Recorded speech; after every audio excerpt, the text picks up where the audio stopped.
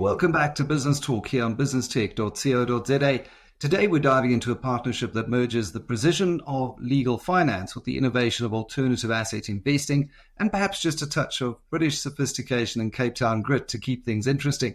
South African cryptocurrency platform RVX and Bitfund joined forces late last year and together with Austria's Coinpanion have formed a new alternative investment platform called Altify. And with us are Sean Sanders, CEO and founder of Altify, which is now an alternative investing platform with a flair for making private markets accessible. And the last time, Sean, I spoke to, I think it was just as CEO of RVX, some very exciting news since we last chatted. But today we're talking about this partnership with Louisa Klouda, who's the CEO and founder of Fenchurch Legal, which is a leader in litigation finance. And it isn't just another player in legal funding, but a trailblazer focusing on underserved claims. So I'm very curious to find out what exactly that means in the world of alternatives. So welcome to you both.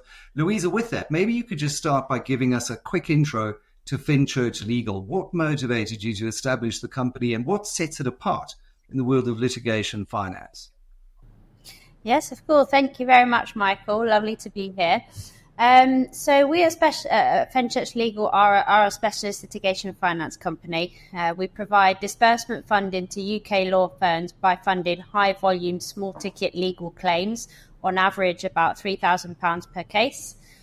We focus on the consumer redress cases. So not sure if you've heard much about those before, but your typical housing disrepair and personal injury cases. And every case that we fund is covered by something called after the event insurance policies. Law firms provide their legal advice to these type of claimants on a no-win, no-fee basis. So where we come in is we fund the upfront costs required by the law firm to see the cases throughout their lifetime. That allows them to take on more cases without burdening the end claimant with the legal costs that they can't afford up front. So I founded Fenchurch about 5 years ago. I used to work in fixed income and secured debt. One of the sectors I identified at the time that kind of sparked my interest whilst working within the private credit industry was litigation finance. Having done a bit of market research and exploring various different models and strategies across the industry, my aim was to establish a business that combined secured lending and litigation finance. So lots of funders out there that do high risk, high stake cases in the market, but that there was a gap for the low ticket, high volume claims market. And that's what we do. Yeah, very interesting that. And with the rise of private credit here in Africa being a big talking point as well, interesting that you marry that experience, but using it in an entirely different way, serving the high volume sort of claim market. Sean, Altify has a clear mission to make private market investing more accessible, and that's really been your mission through RevX as well. So maybe you could just give us an overview of Altify. And what is this partnership designed for? Who is it designed for? And what inspired you to take this decision to collaborate at this stage of your journey? Thanks, Michael. So it was a few years ago, I actually heard Louisa speak on another podcast, and I thought this is fascinating. Such an interesting asset class that you could look to invest in. And I reached out, and that was the start of a relatively long journey of onboarding and just making sure that we then were fully ready to be able to onboard this sort of partner and be able to offer the kind of product that we've offered. We've done it in a very interesting way. So Fenchurch Legal go and introduce bonds into the market. So they'll list bonds or they'll introduce various fixed income notes. So that's the way that they obtain funding. We've taken those bonds or those notes and we've tokenized them. And we've tokenized them on the Bitcoin Liquid network. For any of the Bitcoin maxis out there, I'm sure you'll be proud. And we've now issued these tokens in South Africa. They're called ALFI tokens that you can invest in.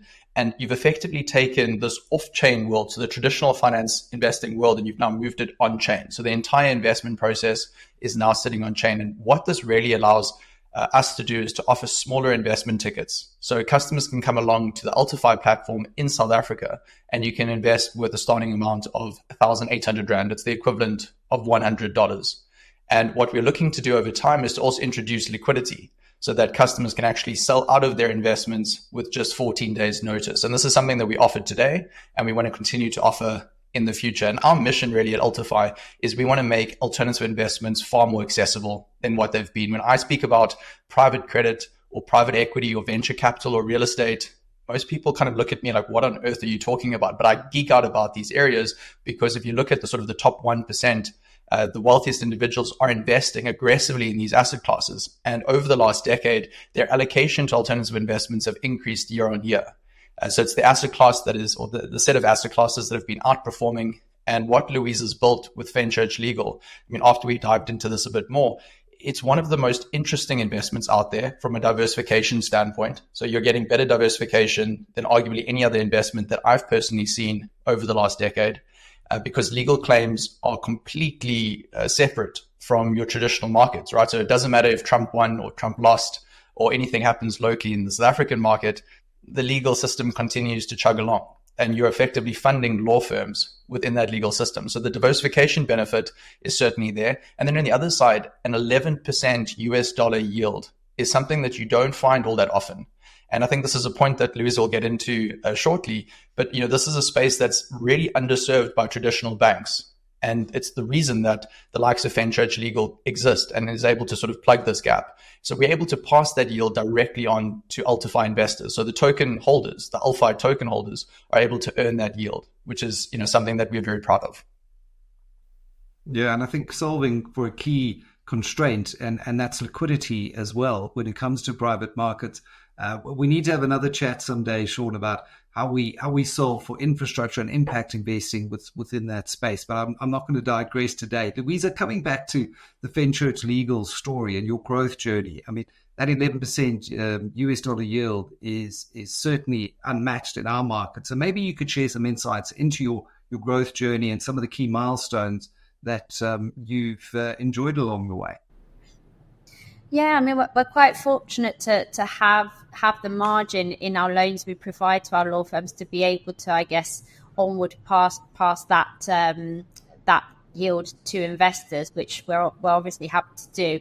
And it's obviously key to our growth to be able to do that as well. So we started 5 years ago with a small portfolio of £5 million, lended to a couple of law firms, and getting into the industry, learning more about the industry and expanding. And 5 years in, we've raised and lent over £40 million. To give you a bit of an idea how that's spread across the cases that Sean mentioned as well, that's across 14,000 individual claims. So 14,000 claims we've funded have settled either successfully or not.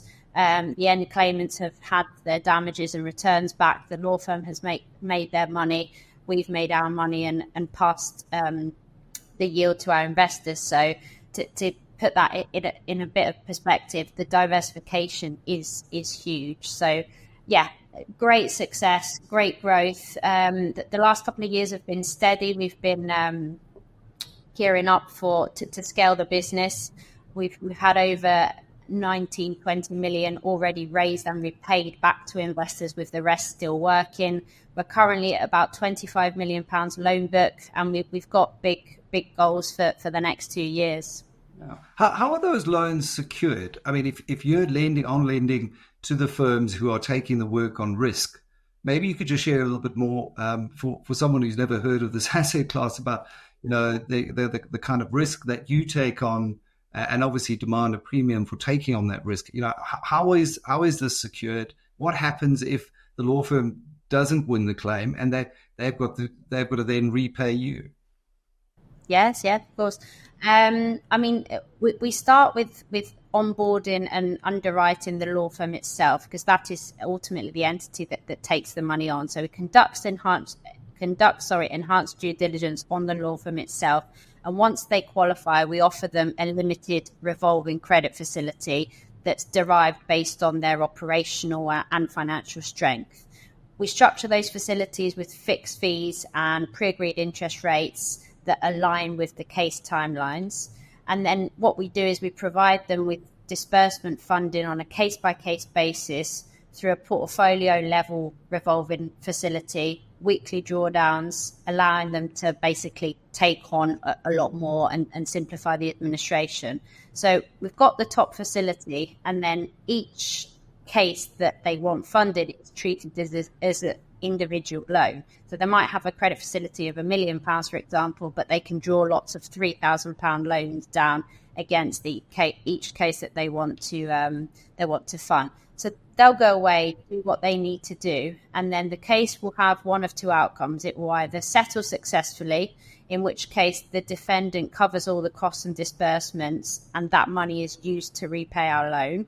Or if the case loses, that's where the after the event insurance comes into play and pays for those costs and disbursements, which again ultimately repay our loan. So the beauty of the model is that we secure repayment regardless of the case outcome, and that's not the case in some of the big litigation finance cases that you might hear. They're very high risk, high reward. If you win lots. You win a percentage of the damages, which could be triple or quadruple your money. But if you lose, you get nothing.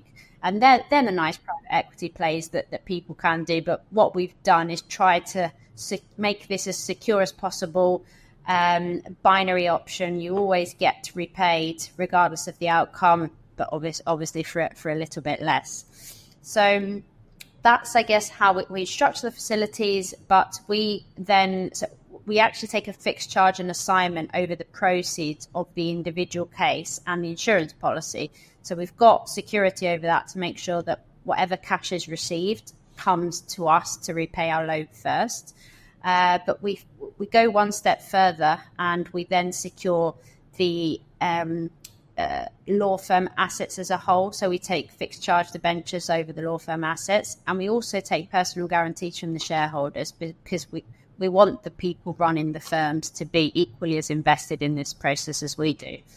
That's from a security perspective. We've then got very strong risk mitigation and management frameworks in place, which include a very, I guess, in-depth onboarding process before we take the law firms on, but also continuous after it. It's not like a property loan where you're lending against something where you know its value. You have to continuous monitor the law firms every month by doing monthly audits in the cases to understand the progress of the case, where it is, how fast it's moving, and if it's actually going to settle. But also the financial health of the business, making sure that they're making enough money and they've got the cash flow to see them through the fruition. So yeah, that all kind of keeps us as close as possible to managing their risk and keep an eye on their performance, really, and find issues early. And operationally, given it's a high volume model, do you employ a lot of analysts to continually monitor the book and to engage with the firms? How does it work in the back end? Yeah, so we have a team of 9 people that obviously partially work on the monitoring and on the onboarding of the law firms that we lend to, but we also have built our own software that takes a lot of the manual work out of what we do to obviously ensure efficiency and accuracy. So we spent the last 2 years building our own software that manages the loans but also helps track performance, etc. But yeah, we have a full-time legal claims auditor that is looking into the claims day in, day out to make sure the progress of those are where we need them to be. And we also work with external partners. So sometimes, probably on a quarterly basis, we will ask our external partners that tend to be law firms to go into other law firms to check the process of what happens. It's fascinating. I can see, Sean, why you were so drawn to this when you first heard Louisa on a podcast years ago. But what is it for you that really stands out in the model that makes it a fantastic opportunity to bring onto the Altify platform? I think it's the diversification potential to start with. I mean, at the end of the day, what you want to do is you want to invest in a wide variety of assets that are impacted by different factors. So you want to have some real estate, you want to have some stock access, you want to have some private credit, ideally over the long term. You then can unlock commodities, and you can go through the list of different assets. And this means that no matter the market conditions, your portfolio is able to perform and ideally grow over the long term. There's the famous saying, which is, almost overused, but it's so incredibly valuable, which is the only free lunch when it comes to investing is diversification. And it's something that we stand by with Altify. And, over the years, we've gone out with the mantra to say alternative investments. And previously that was just crypto. And I mean, we still offer a wide variety of different crypto indices, as well as standalone cryptocurrencies on the platform, as well as now gold. But what we focus on doing is to say, okay, have 1 to 5% of your portfolio in an alternative investment and look to build this diversified portfolio over the long term. And with the Fenchurch offering, you've got that diversification benefit, arguably, as I said earlier in the podcast, a better diversification opportunity than any other investment out there. And then you could start looking at the return profile. So for any South African investor in particular, and I mean, this still applies to many international investors as well, but earning hard currency returns, so US dollar returns, is very appealing. And especially when the rand's strong, relatively speaking, like it is right now. And then 11% US dollar yield is not something that you're going to find elsewhere. And I'm not actually sure if it's going to be able to stay at 11% over the long term.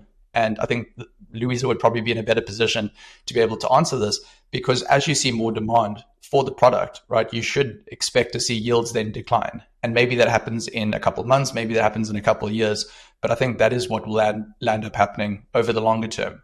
And I think Louisa and the Fenchurch Legal team have been able to move into a space where, I mean, you heard about all the protections that are in place, but it all comes down to, I mean, the vetting process that you have with the different law firms. Because if you onboard the right law firms, just like onboarding the right businesses to start with, then of course the repayments over time are a lot more manageable. And the numbers speak for themselves. I mean, Louisa can also speak to the more sort of up-to-date numbers, but when we were going through the due diligence several months back of sort of onboarding the Fenchurch Legal different investment products, I mean, the default rate was incredibly low.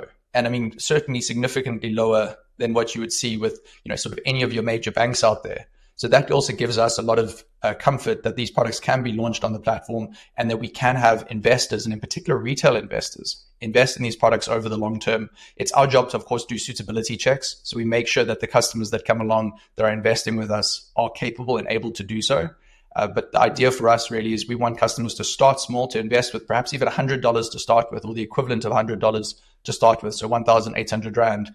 And then over time, when they feel more comfortable, allocate more and more to this particular investment, and maybe they want to diversify further. So that's our main focus now. And that's the beauty of tokenizing any asset is you can lower the barriers to entry, and it doesn't then just become limited to investors with a check size equivalent to those that are invested by family offices or those who generally have access to alternatives like private equity. Louisa, I want to come back to you, and it's clearly a compelling investment case. And not least because there is a structural depreciation of the rand built in, given our inflation differentials with the US in any event, regardless of what happens. But 11%, I mean, that is phenomenal. To Sean's point, how sustainable is that? And looking ahead, what are Fenchurch's long-term goals here? I mean, as any business, we want to lower our cost of capital. That's obviously an aim that we've got out there. But given where base rates are at the moment, generally in the world, and everything going on, I can't see that 11% becoming much lower any sooner than 2 to 3 years from now. I mean, again, to put things into a bit of perspective, when we first started, our cost of capital was single digits. Around 6 to 8% per annum raising from people, but base rates were at 0 at the time. So it's a very different, I guess, economic situation we are in at the moment. So we have to go with the market. So 11% for the time being, it's sustainable for us as a business. We are making enough money. The law firms can afford to pay us. So unless something significantly changes, that's probably there for the next few years. And are there specific areas you hope to expand into, or partnerships you're excited about, potentially bringing or scaling a product like this into the South African market, for example? Currently, the UK is where we operate in terms of lending, and the demand is huge. We don't have enough supply for the demand right now. So unless we reach the point where we had too much money to deploy and we needed to expand our offerings in other jurisdictions, we'd probably be sticking to the UK. The market is huge. There's not many players. We need more players in the market. I know that sounds odd coming from me, but we do. That the market is there for people to come in. So, I can't see us expanding into other jurisdictions right now. And we've got our niche that we like, and that's what we're going to focus on. But in terms of other growth ideas and goals that we have for the short term, is we are scaled for growth now. So we're looking to target a 65 million loan book in the next 18 to 24 months. We're looking to expand our board of directors to bring more people in and increase the corporate governance within the business. We're launching an investor portal. Our own investor portal is an expansion of our current software, I guess, to increase the reporting to our investors and management of those, because for the last 3 or 4 years, we've raised money from private high net worths, more family office, institutional type investors. And we are looking to obviously partner with the likes of Altify and other platforms to offer this product, this asset class, to people that don't or can't necessarily access it without writing big tickets. So it's definitely on our list to do. And I just, it might be a very, very small part of the market, but one can almost see this being rolled out to private equity GPs who are raising funds and always complain about that process of, having to have working capital through the fundraising life cycle before they deploy it. But that's ultra niche, I think, in terms of growth. Coming back to you, Sean, do you see any promotional offers or incentives for clients with the launch of this product? Because I think it will require a bit of education in the market. Chatting to yourself and Louisa, it's clearly a very attractive investment proposition and a great way to offer further diversification. How are you planning to catalyze that in the local market? Yeah, so we're running a promotion for the next month, which is where if you come along to the Altify platform and you sign up and you look to invest in the legal finance token that we have on the platform, the ALFI token, you would have no management fees for the first 3 months. And as I noted before, you've got a 14-day notice period, so you can withdraw your investment with just 14 days notice. And in addition to that, you are able to, invest in other products on the platform, which is, you can start small. Some of the other products we have, you can start with just $10. With the ALFI token, you get started with $100. I'm speaking in dollars because we move between dollars, pounds, euros, and a whole bunch of other currencies. But our main focus is, of course, on the South African market. About 70% of our users are in South Africa. So coming back to the $100 equivalent is about 1,800 Rand. And then what I'd like to see over time is, of course, users need to come and just learn about legal finance. They need to learn about private credit. A big part of what we're trying to do is to educate users about these alternative investment classes. I always find it quite interesting when you mention litigation finance or legal finance, and somebody that's maybe not in the sort of financial circles, they kind of raise an eyebrow and they look at you like, what on earth are you talking about? And then, I had to kind of go through this process myself of being like, well, okay, so there's this legal finance market that exists out there. Law firms, in many cases, will take on some sort of a legal case and they'll look to fund these legal cases and they need working capital. Where do they get working capital from? Banks potentially don't necessarily like legal finance because there's not that hard asset, that property or that machinery that they can repossess. And that's the gap that Louisa saw in that market. So it's a very niche sort of category. And over time, we are looking to launch additional private credit investment opportunities. Something I haven't mentioned so far is that the Fenchurch legal finance offering provides a quarterly distribution. So you're earning in dollars every single quarter and you get a cash payout that you can actually utilize. So it's a cash generating investment, which also makes it really appealing.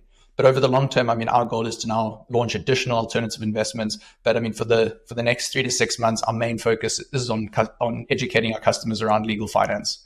It's something I'm very excited about doing. Yeah, there's been a big growth in private credit, I think, to a certain extent because of Basel III and the way banks are so heavily regulated, and that is one of the the big tailwinds for private credit as well. Sean, what does this mean for Altify's future in terms of influencing your strategy going forward? Does this mean, with the ability to tokenize access, that you see yourself as one of the premier go-to platforms for democratizing access to alternatives?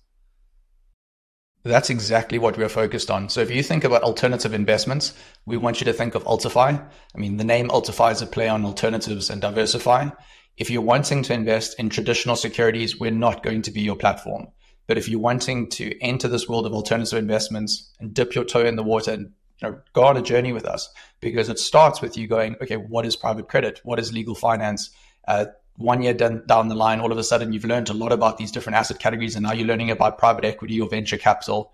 And there's no better way to enter this space than to start small, to diversify, and to build wealth over time. And that's what we ultimately want. We want our customers to be long-term investors. Of course, we give them the optionality to exit their investments early, but to be long-term investors and to look at the wealthiest investors out there and to go, okay, so why are they allocating to alternatives? And to ask themselves the question as well, why can't I allocate and invest in exactly the same sort of way? Private credit's gone through this incredible last 2 years, and it is the talk of the town. I feel that it's still something that hasn't been retailized, so it's still not something that's spoken about by retail investors all that much.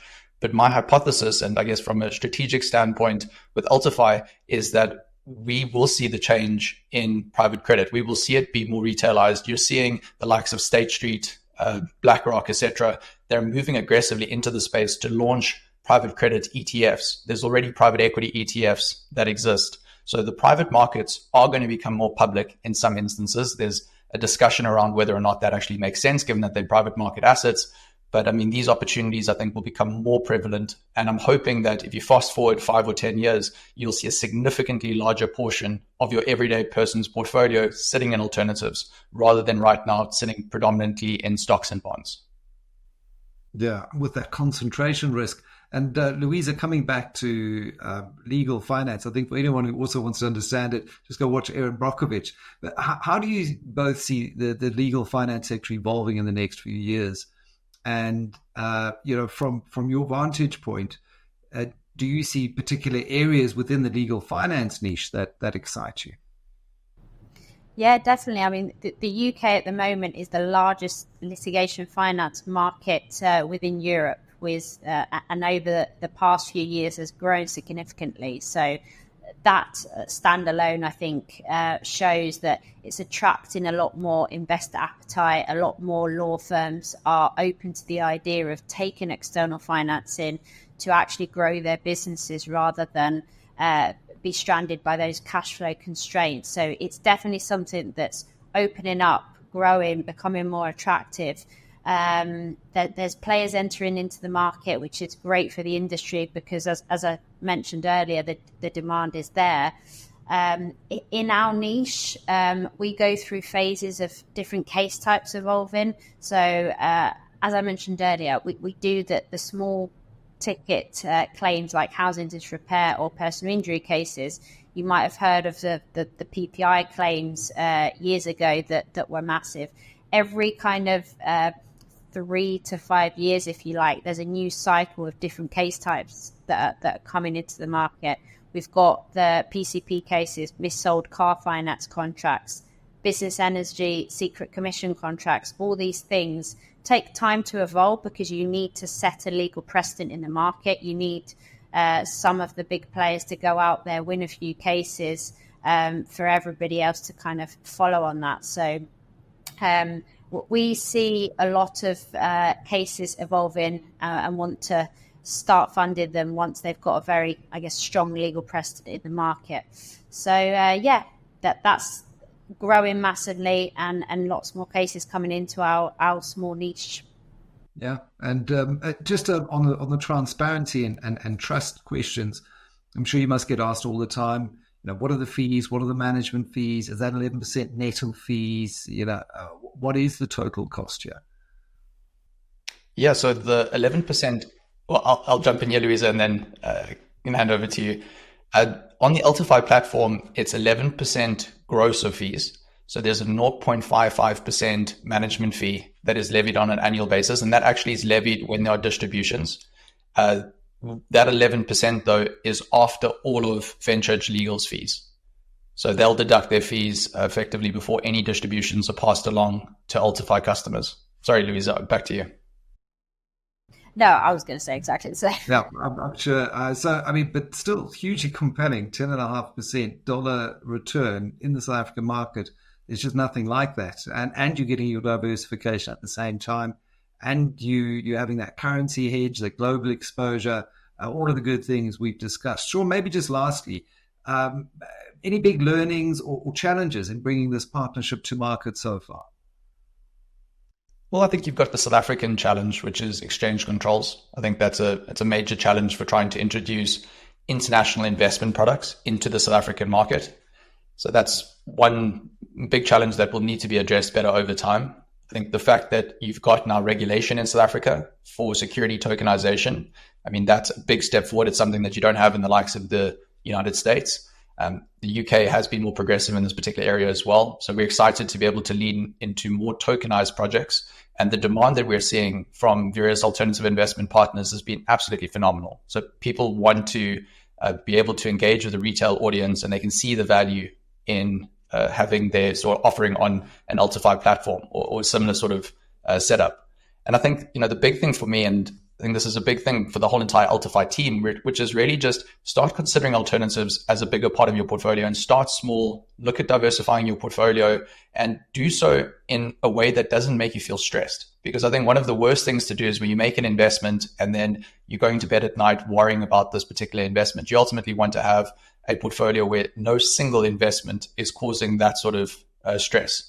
And that's the stream or the story that we are trying to work towards. What Louisa's built with Fenchurch Legal is really interesting because of that ATE insurance, that after event insurance that is available in the United Kingdom. That's not available in South Africa. And there's a very high correlation with the more developed markets. So the more developed the market gets, the more legal finance grows because there's more case precedents. There's, of course, a stronger legal system that exists. And I'm sure that this will be a growing asset class in South Africa. I just think it's at this stage, very, very small relative to the likes of the United Kingdom. So I'm very excited about this partnership and everything that's ahead. And starting point for everyone that's listening or watching, go and just start reading about legal finance. This is a very interesting area of legal finance. And if you're interested in investing at all, I think you'll geek out over the way that everything's been set up and also sort of the structure of the investment as well. Couldn't have said it better myself. Sean Sander, thank you very much. CEO and founder of Altify, and Louisa Klouda, CEO and founder of Fenchurch Legal, talking about a very exciting new partnership on the Altify platform, bringing access to legal finance to South African investors for the first time. You've been watching Business Talk on businesstech.co.za.